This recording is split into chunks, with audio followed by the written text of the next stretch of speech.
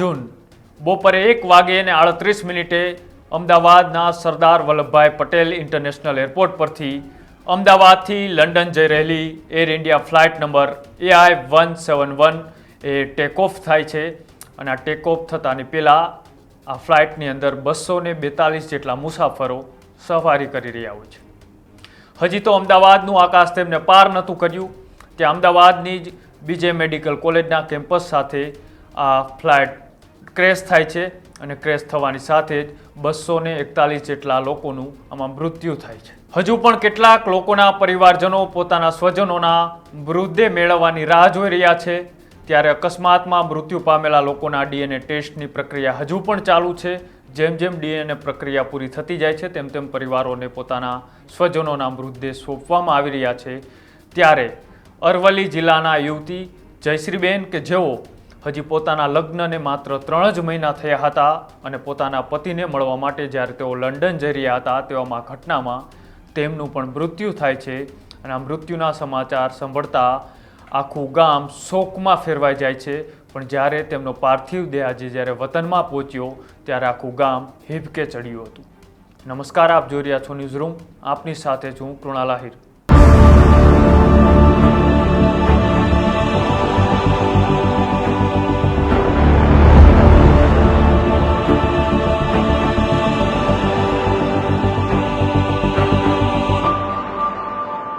જ્યારે પણ ઇતિહાસમાં કોઈ પ્લેન દુર્ઘટનાની કહાનીઓ લખવામાં આવશે ત્યારે આ કહાની અચૂક હશે કે અમદાવાદથી લંડન જઈ રહેલી AI-171 આ ફ્લાઇટનું અચાનક ક્રેશ થવું અને આ ક્રેશ થવામાં 242 જેટલા સવાર મુસાફરોમાંથી 241 મુસાફરોનું મૃત્યુ થાય છે.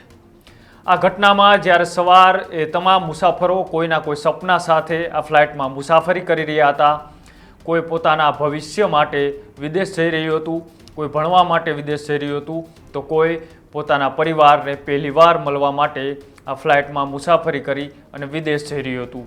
જેટલા પણ મુસાફરો હતા સૌ કોઈની એ કહાની છે સાંભળીને કદાચ તમારું હૃદય પણ રડી પડે, તમારું હૃદય એ વાત સાંભળીને ચીરાઈ જાય એટલી કરુણ ઘટના બની અને અમદાવાદનું આકાશ આ ઘટનાનું ગવાહ બન્યું. અમદાવાદ માટે કાળો દિવસ હતો અને તેમાં હવે તમામ લોકોના DNA સેમ્પલ ટેસ્ટ કરી અને પરિવારોને એ મૃતદેહ સોંપવાની પ્રક્રિયા ચાલુ છે.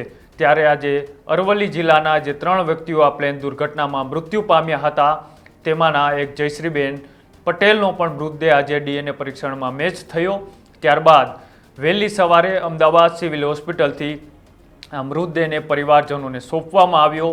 સુરક્ષા બંદોબસ્ત સાથે જ્યારે મૃતદેહને ગામમાં લઈ જવા માટેની તૈયારીઓ કરવામાં આવી અને આજે તેમના વતન ખમીસર લાવવામાં આવ્યો હતો આ મૃતદેહ. ત્યારે મોટી સંખ્યામાં ગ્રામજનો એકત્ર થયા હતા.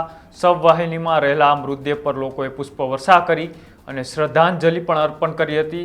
આ એક દુઃખના પ્રસંગે ઉપસ્થિત તમામ લોકોની આંખો પણ ભીની હતી. જયશ્રીબેન પટેલના માત્ર હજી 3 જ મહિના પહેલાં લગ્ન થયા હતા અને તેમને એવી આશા સાથે આ પ્લેનમાં મુસાફરી કરી રહ્યા હતા કે હું મારા પતિને પહેલી વખત મળવા જઈ રહી છું અને લગ્ન બાદ આ પહેલી એમની મુસાફરી હતી પતિ પાસે જવાની, એ આખરી મુસાફરી બની ગઈ અને લગ્ન બાદ આ તેઓ લંડન જઈ રહેલી આ ફ્લાઇટમાં તેમનું આ વિમાન દુર્ઘટનામાં મૃત્યુ થયું અને અરવલ્લી જિલ્લામાંથી કુલ 3 મહિલાઓના જે મૃત્યુ થયા હતા તેમાંથી 2 મહિલાઓના તો અંતિમ સંસ્કાર પહેલાં થઈ ચૂક્યા છે.